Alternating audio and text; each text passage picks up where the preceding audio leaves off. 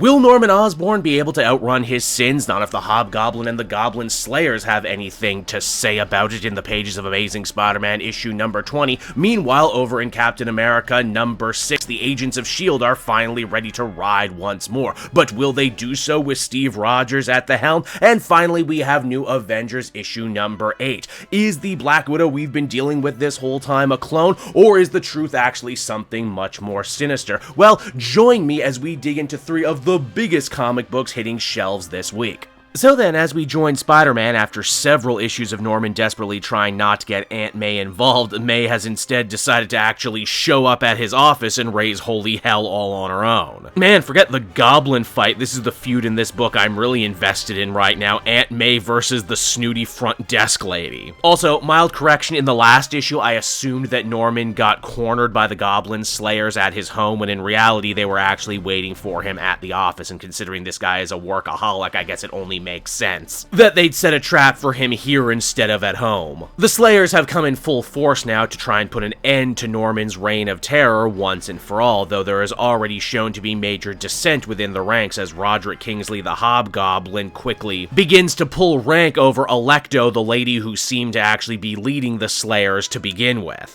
Don't feel too bad for her though, as I'll explain later, she really did end up bringing all of this on herself. Now, speaking of someone who didn't bring anything on himself, poor Brian. If you'll remember, in the last issue, he got himself exploded because of Ben tampering with their presentation for Dr. Milton. Now the hazmat team is there taking him away, and they're not exactly sure if he's going to live or die, but then again, this is a Spider-Man comic, so everyone lives long enough to become a superhero or a supervillain when stuff like this happens to them. Now, where exactly is Ben while all of this is going on? Well, that's where things get crazy. You see, he's at home, he's washed all the Peter dye out of his hair, and now him and Janine are ready to hit the old dusty trail. Ben says that he's had enough walking a mile in Peter's shoes, and now his work here is done, despite the fact that he never actually did anything. Whoa, wait, seriously? This is where they're ending the Ben Reilly story, after everything they've done, after all the mystery and all the build-up, after what he was actually after, and what he was trying to accomplish by moving into Peter's life. He just walks away? He just decides he's had enough? Did he do that on purpose to Brian, or was that all a horrible mistake? Does he even care? Are we gonna get any actual clarification on this? Nope, we're just done with Ben again? I swear I wasn't even that big a Ben Reilly fan, but to see Marvel continually shit on this poor man from such a height, it can only create sympathy for me. Sympathy that ends up, continually getting undercut and unrewarded. This makes me crazy. In a book that is filled with a lot of really strange creative choices, this absolutely makes me nuts.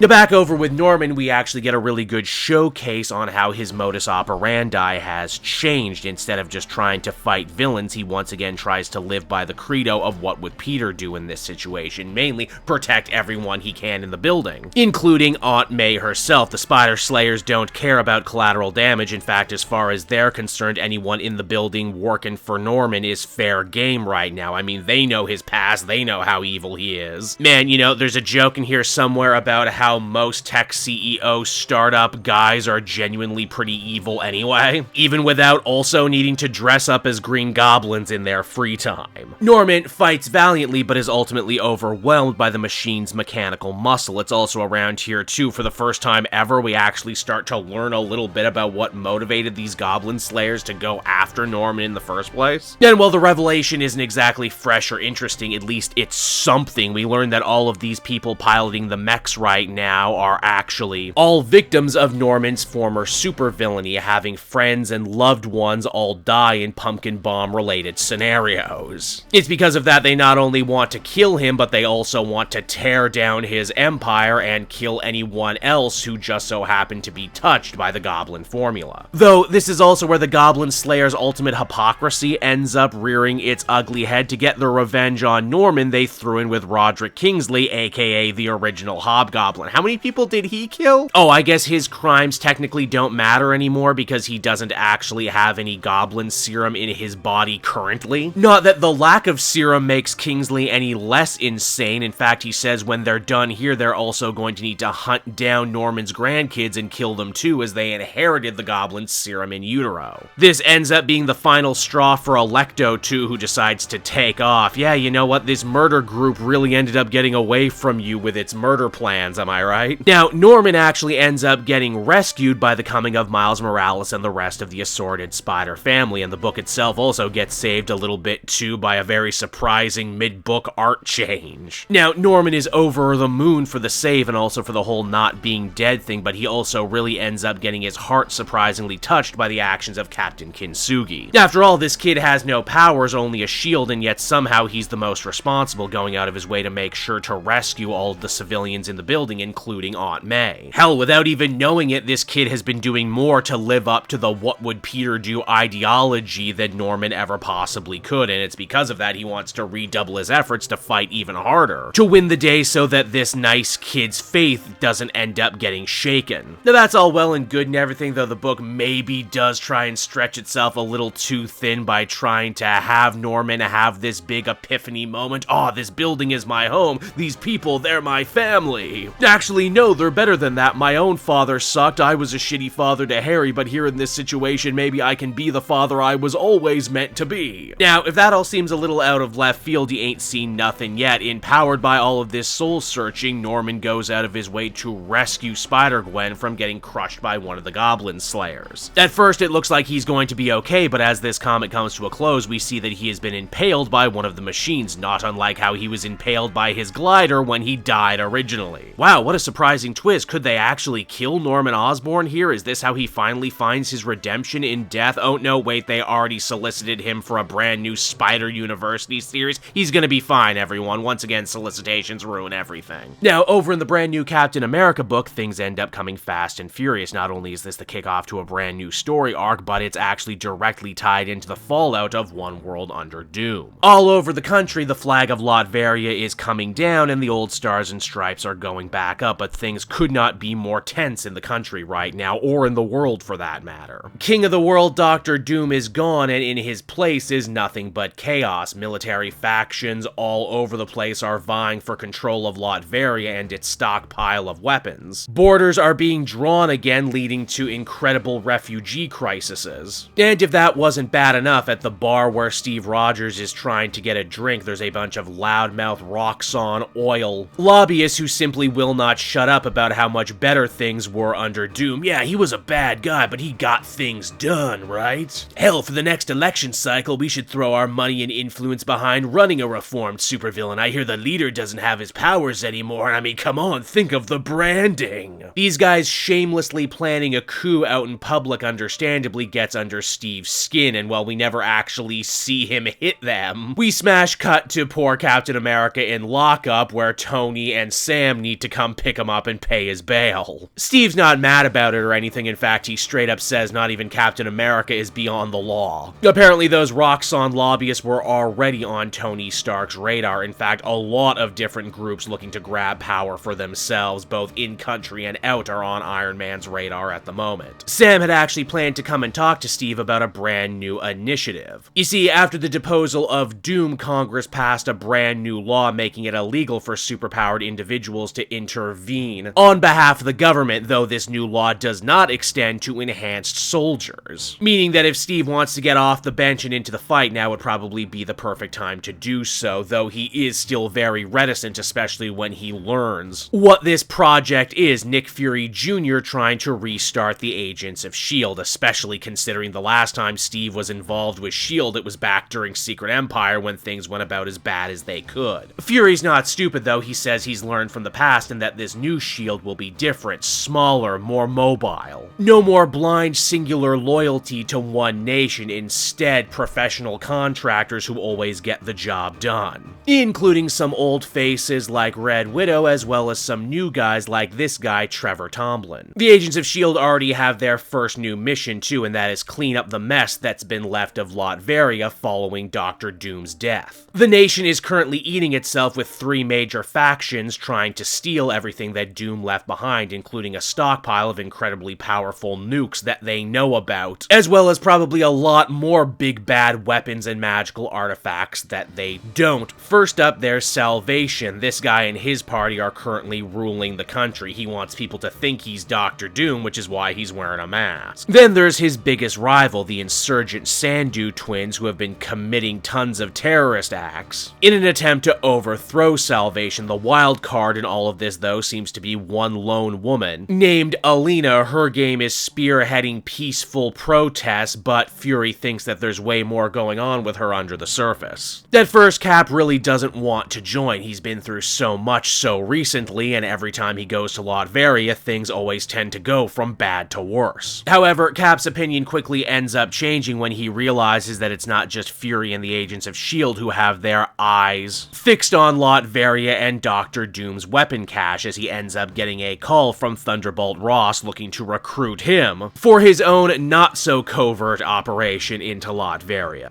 So in case you didn't know, Thunderbolt Ross has actually been super busy recently. Over in the Red Hulk book, he was a prisoner of war in Latveria, broke out of Latveria, fought with the corrupt US government that kowtowed to Dr. Doom during the events of One World Under Doom, protected the Secretary of State from an assassination attempt by Doombots, got reinstated, created a minor international incident when he planted an American flag in Latveria when he wasn't supposed to, and now he's gotten a brand new job basically restoring American superiority and bringing democracy through, force, because stories like this sadly never go out of date. Now don't worry everyone, this brand new story arc isn't all just West Wing style political maneuvering. At the center of it, all Zdarsky actually goes out of his way to tell a fairly surprising little B-plot involving the romantic relationship of Steve Rogers and Sharon Carter. You see, Cap actually moved to DC so that him and Sharon could live in the same place and that she could be closer to her work at the Pentagon. Only they're both so busy with work they've never unpacked and they're pretty much never at home together at the same time, and it's putting a lot of understandable strain on their relationship. Now you can unclench this isn't one of those, oh, we should break up and see other people kind of stories, but it is definitely one of those, hey, we're both adults, we're both very career-oriented, maybe you should keep your place in Brooklyn. We very clearly love each other, but we should have a real talk about what our relationship is going to look like moving forward. And you know what? I personally think this is cool. We never really see Captain America deal with relationship drama like this, do we? If nothing else, Sharon does say that Steve should go chase his bliss and go join this brand new S.H.I.E.L.D. operation because he would absolutely be pulling out his hair if he didn't. Admittedly, the new S.H.I.E.L.D. team is pretty cool, all enhanced soldiers like Captain America himself. In fact, they all look up to Steve, many of them joining the mercenary community not because of the money, but because they wanted to be able to fight their own battles and make their own moral calls. Cap still isn't exactly sure about Red Widow's inclusion on the team. They've had lots of bad run-ins as early as the last Avengers run, but Fury vouches for her, saying that the Russian government threw the book at her and she's looking for a fresh start. Steve also says to Fury if they're going to be doing this whole Agents of S.H.I.E.L.D. thing again, then stuff needs to change, starting with Fury being more honest about how he's actually running the operation. Again, you've seen a story like this 100 times before. The superheroes are actually just a smokescreen while Fury does the real spy work. And indeed, that was Fury's plan here, but after some goading, he is at least straight up with Steve about what he planned to do from the jump.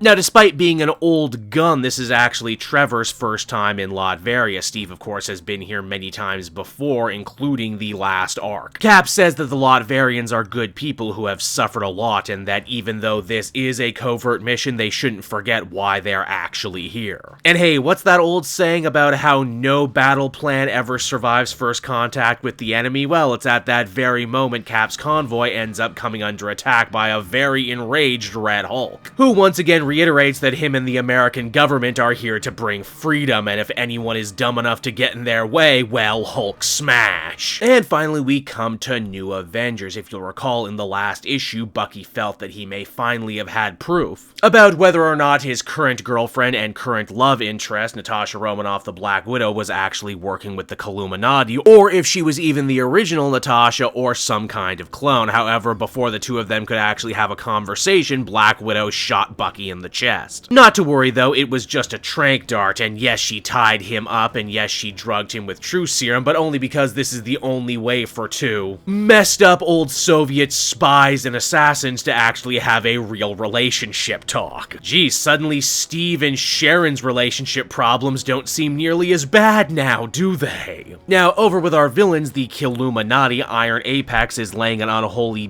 beatdown on King Britain. It seems that this guy, being a king, felt that he should lead the entire team. A fact of which Apex did not appreciate. Of course, in reality, not even Iron Apex is really running this operation. He is only taking cues from the mysterious and still unnamed Shadow Boss. The Killuminati plan to set another trap for the new Avengers, but to do that, they're going to need to grow their ranks once again, which they do by resurrecting Reed Richards' clone, Mr. Ouroboros. Once again. He only has sporadic memories of what happened to him before his death, and somehow he actually looks more ugly than he did before, if that was even possible. That's all garnish though. The real meat and potatoes is of course the one-on-one between Winter Soldier and Black Widow. They've both been doused with truth serum now, meaning they cannot lie to each other. Full stop. Natasha reveals that no, she is not a clone, but yes, she was actually in the video that Iron Apex sent Bucky. She has indeed been working with the Killuminati this whole time. Oh, okay, so I guess this book was never actually referencing Natasha's death at the end of Secret Empire and the fact that she was replaced by a clone who lived a more interesting, more full life than the old Natasha ever did. I shouldn't be mad because that was always just my own fan theory headcanoning going on, so I really shouldn't feel too bad or like this book cheated me because technically it never promised any of those things. I just thought that's what we were getting, and now we're getting something else. Of course, then begs the question, if Natasha isn't a clone, but she was working with the Killuminati, then what the hell has actually been going on this whole time? Well, the answer is admittedly kind of fascinating. You see, this all actually started a while ago when Iron Man ended up catching wind of someone stealing genetic material from important heroes all over the world. They smelled cloning caper right away, and because of that, Iron Man decided to hire Black Widow to investigate, knowing full well that she could keep it all hush-hush. What she did end up finding was truly shocking, though. This thief was incredibly talented, able to change their face, able to fly, able to hack highly advanced computer systems, as well as able to move freely between tons of different major superhero factions without ever actually getting noticed. At first, Natasha was actually a little stumped. That was until she was recognized at a hotel. You see, the bellboy used one of her old aliases, and Black Widow, being a professional, never uses the same alias twice, which can only mean two things. She stayed at this hotel, has no memory of doing it, and that the thief in question is actually none other than Black Widow herself. Yes, she was hired to try and catch herself. It seems that somehow, someway, the Killuminati's master turned her into a sleeper agent, someone that Natasha herself has dubbed the Other Woman. Black Widow had no idea how to deal with this problem on her own, and in fact, it was a major deciding factor in why she went to Winter Soldier in the first place to help her found the new Avengers. Understandably, Bucky is a little hurt. This is a lot to take in, but thankfully, though, it seems like the team actually has some real clues now when it comes to unraveling this Killuminati mystery. Oh, but they have so much more than that, too. Remember in the last issue, Bucky fired a bullet at the Killuminati? Well, that wasn't any bullet. That was actually Carnage Eddie Brock, who followed the Killuminati back to their base of operation, though sadly, Eddie and Carnage are still at odds with each other at the moment. Carnage wants to kill the team, Eddie doesn't. Though neither of them may actually end up getting their wish, as Winter Soldier and the rest show up in just enough time to realize the Killuminati have long since cleared out, but in their wake they have decided to leave behind some new play partners for the Avengers. Multiple different feral clones of Beast. And you know what? Still probably not the most evil version of Beast that we've dealt with recently. And so that was new comics this week, everyone, and if you couldn't tell, I thought it was a bit of a mixed bag. Amazing Spider-Man continues to suffer from the same problem it's been suffering with for a while now, and that is, hey, a lot of good ideas that feel like they're getting burnt up and rushed through just so we can get to the next big crossover storyline, which I am already kinda iffy about. A shame, too, because I think had they actually handled this one properly, this could have been, for Norman, what Superior Spider-Man was for Doc Ock, and there's definitely moments where it feels like they're trying to soften his character, or at the very least, show him as a more complex, nuanced individual who's not just frothing from the mouth evil all the time. It is, admittedly, a little quick and a little unexplained how he was just willing to be, yeah, you know what, my office is totally my home, and the spiders who, didn't like me a couple issues ago, they're totally my family, yeah, we're going with that now, I guess, which, is a small drop in the bucket compared to the Ben Reilly stuff, which also continues to just do my damn head, and really, at this point, I hope they don't touch Ben Reilly for at least another 20 years. They need to leave the man alone. He has suffered enough. The action was pretty solid. Again, I enjoyed actually getting to finally know what the Goblin Slayers' whole deal was, even if their motivations were kind of generic, and they all end up getting subsumed for Roderick Kingsley, who hasn't been that interesting in a long while, but I mean, I guess it's better than nothing. So, I would give that one a 6 out of 10 if I gave it anything at all. Then you have Captain America #6, and I'm happy to say Chip Zdarsky continues to absolutely kill it on this series. I loved the flashback arc that we did, reestablishing Steve Rogers for a brand new era, and man, does Zdarsky ever grow and build on that story here for this one. More than just being a good story on its own, it actually feels like probably one of the most connected stories that Marvel is telling right now, what with everything that happened in Red Hulk, and everything that happened after One World Under Doom. This one really genuinely feels rewarding. I love the new look of the Agents of S.H.I.E.L.D., I love their new mission statement, and yeah, I'm super excited to see Captain America dusted up with Red Hulk, especially because Red Hulk has been given so much more focus recently, and Thunderbolt Ross's character is in really, I would say, maybe one of the best positions he's been in a very long time. I would give it a well-deserved 9 out of 10. It just continues to deliver the hits over and over.